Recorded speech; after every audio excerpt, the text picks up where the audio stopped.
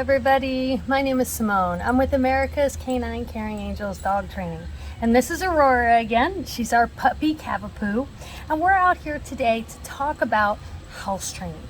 I know it's one of the biggest things clients ask me about all the time is, how do I get my dog housebroken? Well, it takes a lot of patience, a lot of consistency on your part. So let's get started with some tips that can help you out a little bit. First thing I want to talk about is constant supervision. So when you have a new puppy and they're not housebroken, or maybe you adopted a dog and for some reason it's not housebroken either, you want to use these same tips and tricks for older dogs as in puppies. But the first and most important part of it is supervision. Your puppy or your dog should never be running your whole house free on their own if they're not housebroken. They're gonna find some place to go potty. Pretty guaranteed on that front. So we want to keep them close. We want to keep an eye on them. And when I say supervision, I mean complete and total supervision, especially when you're talking about a puppy. They're going to be running around and playing. You're going to have the urge to want to grab your phone and get on Facebook and start watching Facebook or watch a TV show or something because they're running around and playing. Don't do that. That's when we have accidents in the house because you're not watching them and you miss their little bitty signs that they have to go potty. What are their signs that they have to go potty? Well, every dog is a little different. For my girl, if she's going to do a number 2, I will see her start sniffing the ground and she moves really fast in this little sniffy, circle-y kind of motion. I know that's my cue that she's going to do a number 2 and I need to get her out now. Number 1, she's not as obvious about. Number 1, she can just be running all of a sudden just stop and squat. That's a puppy mentality. Oh no, I got to go potty all of a sudden. They go potty. Think of it kind of like supervision is like having a 2-year-old, right? You would never leave a 2-year-old alone in a room without supervision. That's the same thing with a puppy. When you're potty training a 2-year-old, they're going to have accidents sometimes because they forget, oh, I'm supposed to ask to go potty. Or I'm supposed to go to the bathroom. Puppies do the same thing. They get running and playing and they forget and they're just like, oh, I got to go. And they just go. So we want to keep those from happening. The best way to do that is to keep an eye on them. If you catch them in the act of pottying, you can make a loud sound, grab them, pick them up, and get them outside. Let them finish that potty outside. All right, speaking of accidents, let's say an accident's happened, because accidents are going to happen. You're going to have good days, you're going to have bad days. You're going to have a great time up until, oops, all of a sudden, right? Well, now that the accident has occurred, the first thing you have to remember is do not punish your dog. After the fact, if you didn't catch them in the act, the dog has no idea why it's being punished. All it knows is it and the pee-pee were okay. It, the pee-pee, and you, things got ugly fast. So they don't understand why it happened. So do not punish them. Second off, you need to clean up the spot. And you don't need to clean up the spot just for our noses. You want to clean up the spot for their noses. We all know a dog nose is much better than our nose. So how do we clean it up for their nose? Well, you use an enzyme killing product. There are multiple ones on the market.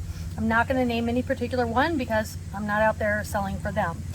There's no particular one better than another in my opinion. Anyway, just make sure that it is specifically made for doggy urine and poo-poo, okay?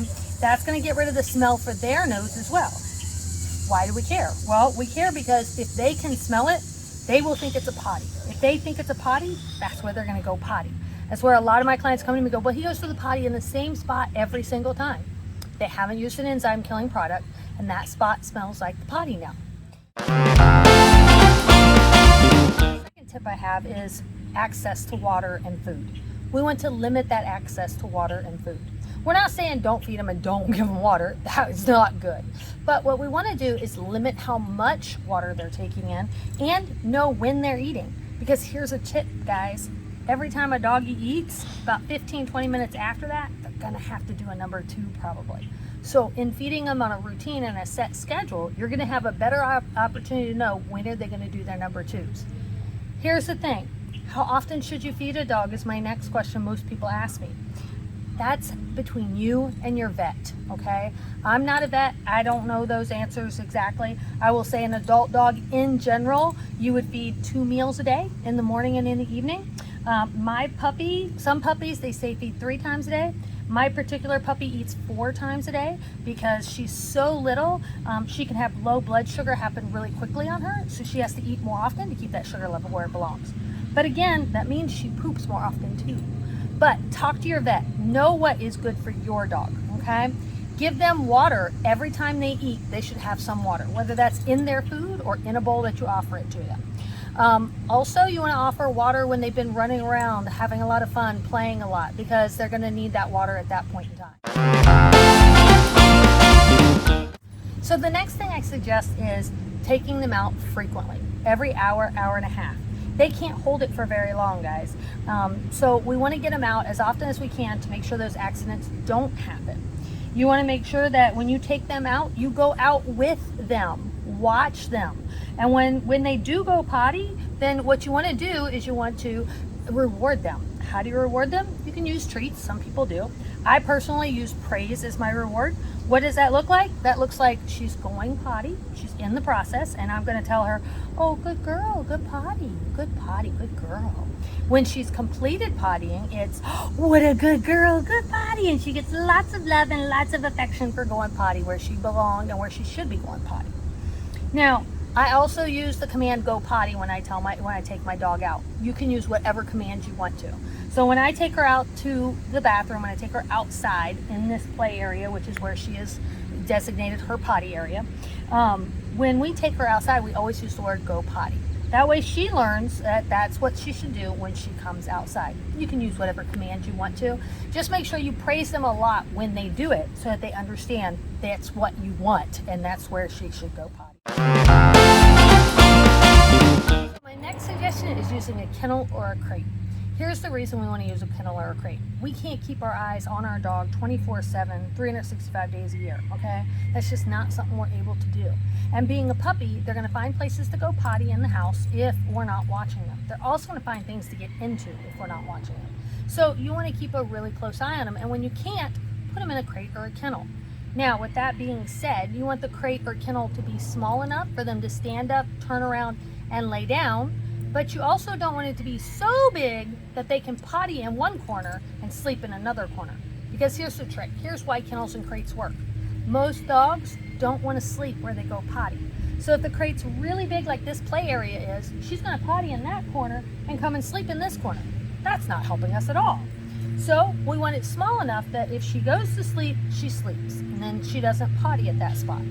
Now, with that being said, you can't leave a dog in a kennel for hour upon hour upon hour and not expect them to go potty, okay? They can't hold it for that long. The rule of thumb is for every month of age, you have 1 hour, and then you add 1 more hour to that. Now, Aurora here, she is about 2 months old, so she can go 2 hours, add 1 hour, so that would mean she has a 3-hour limit in the kennel without pottying in there. So keep that in mind when you're putting your puppy in the kennel as well. Another tip I have for you is keeping a potty chart. A potty chart is just a pad of paper. It can be a little pad, notepad, whatever. And you just want to write down the date. And then you want to write down what time she went out in the morning. Let's say she went out 6:30 in the morning and she did number 1. You write that down. 7 in the morning, you feed her. So you write down 8 and drink.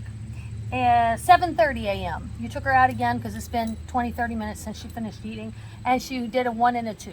But then 8 o'clock comes around and, oh, she pottied in her kennel. Well, you can write that down too. And then 9:30 came around, she went out and went potty outside.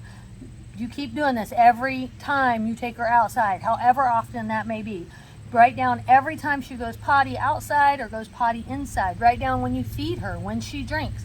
And you're going to start noticing a pattern in her life as to when she has to go potty, so you can make sure you get her out at those specific times, and that way you don't miss it.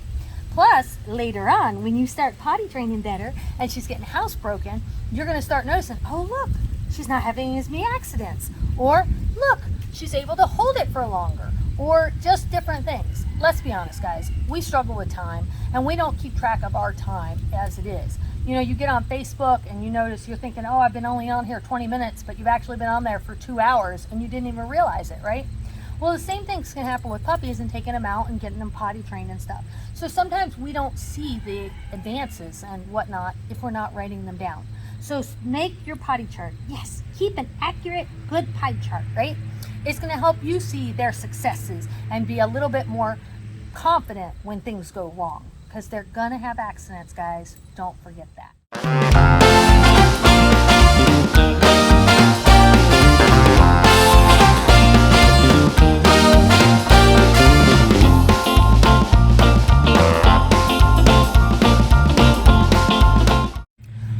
questions my clients always say to me is, but I put my dog outside to go potty.